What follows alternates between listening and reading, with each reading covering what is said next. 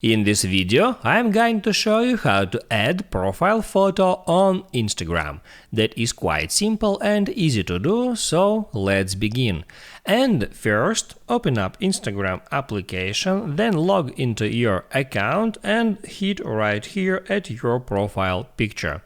Next, tap at Edit Profile and then tap on Change Profile Photo, and from here you can select among these options. You can select Remove Current Photo, Import Photo from Facebook, then take a photo to use your camera to take a selfie and then set it as your profile picture.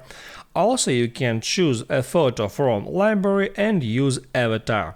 I'll select choose a photo from library and then I can go through all my photos and then I can select some, let it be that one, and also here I can position my face in that circle frame and then I can hit on done to set this picture as my profile picture. And now when I finished with that, I can hit done and move to my Instagram profile. If this video helped you out, don't forget to like and subscribe.